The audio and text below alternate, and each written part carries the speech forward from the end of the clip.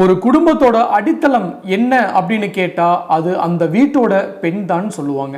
ஒரு அம்மா காலையில் எழுந்து குடும்பத்துக்காக சமைப்பது இருந்து குழந்தைகளின் கல்வி, வீட்டின் செலவு, குடும்பத்தின் எதிர்காலம் வரைக்கும் அனைத்தையுமே அமைதியாக சுமந்து செல்லும் சக்தி பெண்களிடம் மட்டும்தாங்க இருக்குது. அதனால தான் எந்த அரசும் பெண்களின் வாழ்க்கையை மாற்றும் திட்டங்களை அறிவித்தால் அது ஒரு அரசியல் அறிவிப்பு மட்டும் இல்லைங்க, அது ஒரு குடும்பத்தின் எதிர்காலத்தை மாற்றக்கூடிய முடிவாகவே மாறுது. இந்த நிலையில 2026 தமிழக சட்டப்பேரவை தேர்தலை முன்னிட்டு பெண்களை மையமாக வச்சு பல முக்கிய வாக்குறுதிகள் வெளியிடப்பட்டிருக்கு. ஆல் இந்தியா அண்ணா திராவிட முன்னேற்ற கழகம் என்ன கூறுது அப்படின்னா, பெண்களின் பொருளாதார சுய நிறைவை அதிகரிக்க குலவிளக்கு திட்டம் மூலம் குடும்பத்தின் பெண் தலைவருக்கு மாதம் 2000 வழங்குவது, அரிசி குடும்ப அட்டை வைத்துள்ள பெண்களுக்கு இலவச குளிர்சாதன பெட்டி வழங்குவது, மீண்டும் அம்மா இருசக்கர வாகன திட்டம் கொண்டு வந்து வேலைக்கு செல்லும் பெண்களுக்கு மானியம் வழங்குவது, முதியோர் மற்றும் தனி பெண்களுக்கு ஓய்வூதியம் உயர்த்துவது, சுய உதவி குழுக்களுக்கு கடன் மற்றும் சுய தொழில் வாய்ப்புகளை அதிகரிப்பது போன்ற பல அறிவிப்புகள் இடம்பெற்றிருக்கு. ஸோ அதோட பார்த்தீங்க அப்படின்னா பெண்கள் பாதுகாப்பு முக்கியம் அப்படிங்கிறதுனால காவலன் செயலியை மாநிலம் முழுவதும் விரிவுபடுத்துவது முக்கியமான ஒரு அம்சமாகவே இருக்கு. ஸோ அம்மா ரோந்து வாகனங்களை அதிகரிப்பது, வேலைக்கு செல்லும் பெண்களுக்கு பாதுகாப்பான தங்கும் விடுதிகள் அமைப்பது போன்ற திட்டங்களும் இதில் கூறப்பட்டிருக்கு. இந்த அறிவிப்புகள் பெண்களின் வாழ்க்கையில் உண்மையில் மாற்றுமா? ஒரு இல்லத்தரசியின் பொருளாதார சுமை குறையுமா? வேலைக்கு செல்லும் ஒரு பெண்ணின் வாழ்க்கை சுலபமாகுமா? பெண்கள் பாதுகாப்பு உண்மையிலேயே மேம்படுமா?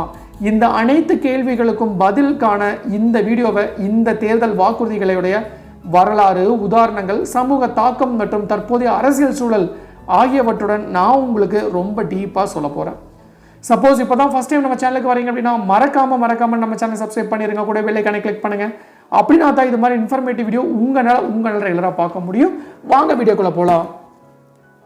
2026 தமிழக சட்டப்பேரவை தேர்தலை முன்னிட்டு பெண்களை மையமாக வச்சு பல பெரிய சமூக நலம் மற்றும் பாதுகாப்பு வாக்குறுதிகளை வெளியிட்டுள்ளதாக அரசியல் வட்டாரங்கள் பேசப்படுதுங்க. குறிப்பாக பார்த்தீங்க அப்படின்னா அனைத்து இந்திய அண்ணா திராவிட முன்னேற்ற கழகம் வெளியிட்ட தேர்தல் அறிக்கையில் மகளிர் நலன், பொருளாதார சுயநிறைவு, பாதுகாப்பு அண்ட் ஆல்சோ குடும்ப நலன் ஆகியவற்றை மையமாக கொண்ட பல திட்டங்கள் இடம்பெற்றிருக்கு.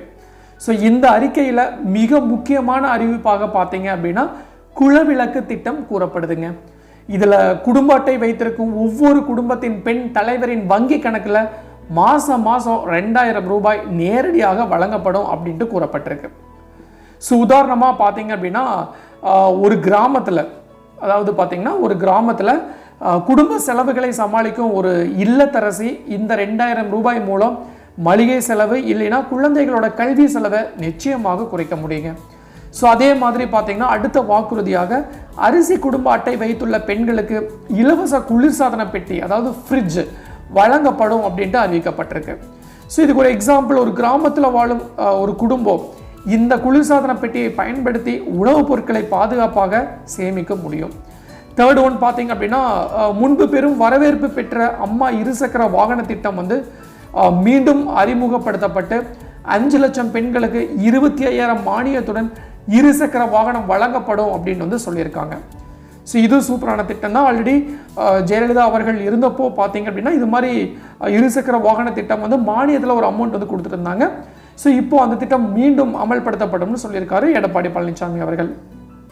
அடுத்தது பார்த்தீங்கன்னா மாற்றுத்திறனாளி பெண்களுக்கு கூடுதலாக 6250 உதவி வழங்கப்படும் அப்படின்னு சொல்லியிருக்காங்க. ஸோ இதுக்கு எக்ஸாம்பிள் பார்த்தீங்க அப்படின்னா ஒரு வேலைக்கு செல்லும் பெண் இந்த வாகனத்தை பயன்படுத்தி வேலைக்கு எளிதாக செல்ல முடியுங்க.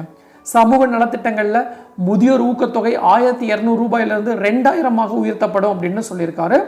ஸோ மாற்றுத்திறனாளிகளும் கை பெண்கள் மற்றும் 50 வயதுக்கு மேற்பட்ட திருமணமாகாத பெண்களுக்கு மாதம் 2000 ரூபாய் ஓய்வூதியம் வழங்கப்படும் அப்படின்ட்டு அறிவிக்கப்பட்டிருக்கு.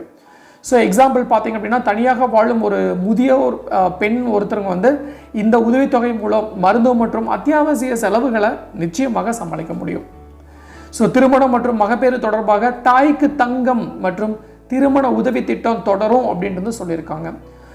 ஸோ வறிய பெண்களுக்கு இலவச பட்டு வேஷ்டி, பட்டு புடவை, சேலை மற்றும் பட்டு சேலைகள் வழங்கப்படும் அப்படின்னு கூறப்பட்டிருக்கு. ஸோ மேலும் பார்த்தீங்க அப்படின்னா doctor Muthulakshmi Reddy maternity benefit scheme உதவித்தொகை அதிகரிக்கப்படும் அப்படின்னு சொல்லியிருக்காரு. ஸோ பெண் குழந்தைகளுக்கான சேமிப்பு திட்டத்தில் முதிர்வு தொகை 50,000 இருந்து 1,00,000 உயர்த்தப்படும் அப்படின்ட்டு வந்து அறிவிக்கப்பட்டிருக்கு. ஸோ பெண்களின் பொருளாதார முன்னேற்றத்தை ஊக்குவிக்கும் மகளிர் சுய உதவி குழுக்களுக்கு உற்பத்தி மையங்களாக மேம்படுத்தப்பட்டு குறைந்த வட்டியில் கடன் வழங்கப்படும் அப்படின்ட்டு சொல்லியிருக்காங்க. ஸோ கைப்பெண்கள் அண்ட் ஆல்சோ ஆதரவற்ற பெண்களுக்கு சுயதொழில் செய்ய கடன் மற்றும் வேலை வாய்ப்பில் முன்னுரிமை வழங்கப்படும் அப்படின்ட்டு வந்து அனதர் இம்பார்ட்டன்ட் வாக்குறுதியாக சொல்லியிருக்காங்க. ஸோ மேலும் பார்த்தீங்க அப்படின்னா அரசு அங்கீகாரம் பெற்ற தையல் பயிற்சி முடித்த பெண்களுக்கு இலவச தையல் இயந்திரம் வழங்கப்படும் அப்படின்ட்டு வந்து சொல்லியிருக்காங்க. ஸோ இதெல்லாமே ரொம்ப சூப்பரான திட்டமாக இருக்குது ஏடிஎம்கேல. ஸோ பெண்கள் பாதுகாப்பை வலுப்படுத்த காவலன் செயலி வந்து இப்போது செயல்படுத்தப்படும், நகரங்களை தாண்டி மாநிலம் முழுவதும் விரிவுபடுத்தப்படும் சொல்லியிருக்காங்க. ஆல்ரெடி இந்த செயலி வந்து சிட்டி சைடு மட்டும்தான் இருக்குது. ஸோ இது வந்து டோட்டலாக ஆல் ஓவர் தமிழ்நாடு எல்லா பக்கமே வந்து ரூரல்லையும் சரி அர்பன்லையும் சரி எல்லா பக்கமும் செயல்படுத்தப்படும் சொல்லியிருக்காரு. ஸோ சென்னையில் அறிமுகப்படுத்தப்பட்ட அம்மா ரோந்து வாகனங்கள் அண்ட் ஆல்சோ மற்ற நகரங்களுக்கு விரிவுபடுத்தப்படும் அப்படின்ட்டு சொல்லியிருக்காங்க. ஸோ வேலைக்கு வரும் பெண்கள் பாதுகாப்பாக தங்க நகரங்களில் அதிக அளவில் பெண்கள் தங்கும் விடுதிகள் அமைக்கப்படும் அப்படின்னு சொல்லியிருக்காங்க.